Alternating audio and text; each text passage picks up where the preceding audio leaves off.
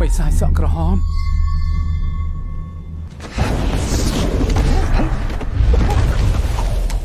ឯងមានមុខមាត់ស្តៀងកូនប្រុសរបស់ជាវធានណាឯងជានរណា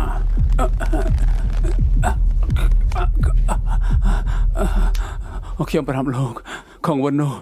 ហើយនឹងលោកនឹងគ្រប់តួអង្គនៅក្នុងពិភពលោកនេះគឺខ្ញុំជាអ្នកបង្កើតឡើងខ្ញុំក៏បាននិពន្ធឲ្យលោកស្លាប់រួចហើយដែរលោកត្រឹមជាតួអង្គម្នាក់ជាផ្ដល់ការគោរពដល់អ្នកបង្កើតលោកមកផង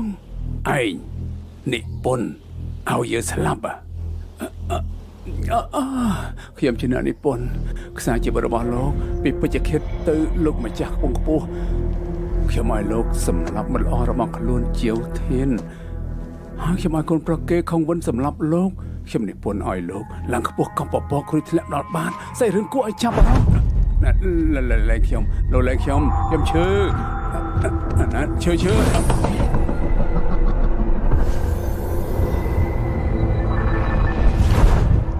យើងឃើញហើយយើងយល់ហើយតាមពិតគឺឯង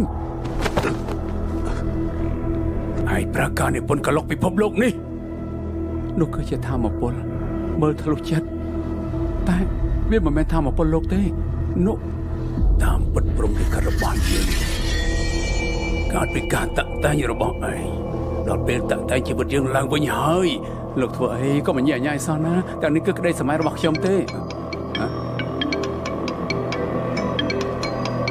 នោះគឺមង្រោរបស់ខ្ញុំឈប់បានហើយ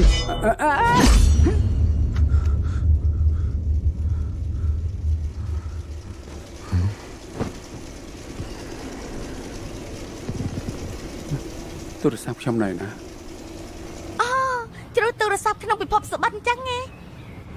សុបិននោះតំណងដែរអត់មកនិពន្ធវាឡើងដែរតែនិពន្ធប្រឡំលោកមានន័យស្អីឧទាហរណ៍ថាយើងបោះចោលរបស់មួយហើយច្បាស់ឬក៏អត់ថាបោះបានឆ្ងាយនោះគឺឆ្ងាយចុះយ៉ាងម៉េចជួយមនុស្សបានទេណែយកអានេះប្រើទៅនេះ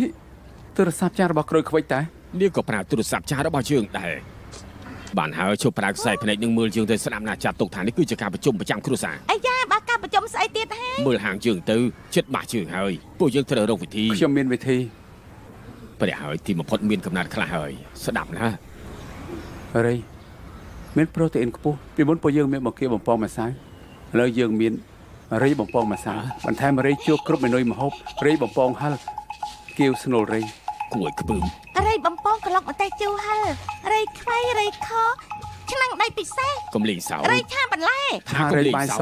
រៃឆ្អើរផ្សែងរៃខស្ករត្នោតគេមកស៊ីទេអត់ទេខ្មៅឯងគ្មានណាគេមកស៊ីទេយើងស៊ីក្រុមមុខហ្នឹងអាយ៉ាសុំទោសផងពួកយើងគ្រាន់តែជជែកគ្នាលេងទេអ្នកនិពន្ធឆ្នាំលោកของវិនជួបគ្នាហើយខ្ញុំគឺរៃអ្នកនិពន្ធប្រហារទេវតារៃដុំឆែបអូយតែរឿងអីអាចារ្យក្បាលនេះរឿងណាគុំមកឆ្នាំងអត់អាចជះទៀតអាជួយ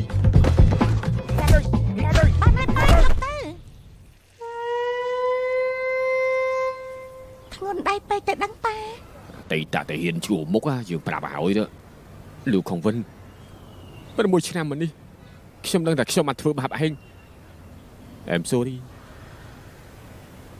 ធ្វើបាបខ្ញុំហើយយល់ស្អីជាការឈឺចាប់ដែរទេឯងលួចរឿងរបស់ខ្ញុំរួចឯងថាខ្ញុំជាចៅឥឡូវគ្មានអ្នកណាគេហ៊ានទទួលរឿងរបស់ខ្ញុំទេឯងមិនត្រឹមតែយករឿងប្រហារទេវតារបស់ខ្ញុំតែឯងបានប្រហារជីវិតខ្ញុំទាំងមូល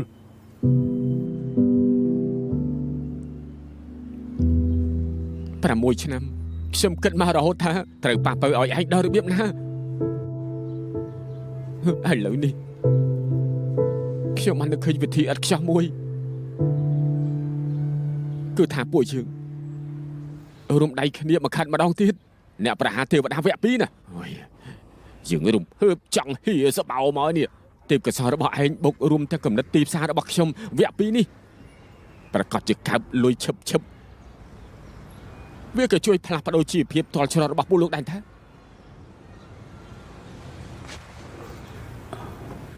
ចេញទៅកុំមករំខានពួកយើងរស់ស៊ីបានលឺហើយនៅចេញទៅ ចាំខ្ញុំចេញលុយឲ្យយ៉ាចង្រៃជោចង់មុលងាយអាណាមានលុយអស់ចានណាទៅហ៎ឥឡូវគិតចេះឯងសុំទោសជាសាធារណៈនិយាយថាគេជាអ្នកនិពន្ធឯងគឺជាចៅលួចធ្វើបានអត់អាចង្រៃយោ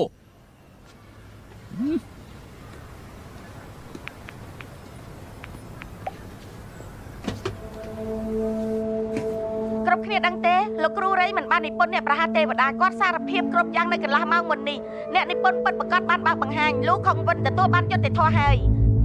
លោកខុងវិនរងទុកក្នុងភាពស្ងប់ស្ងាត់អស់6ឆ្នាំពេលនេះទទួលបានយុត្តិធម៌ហើយ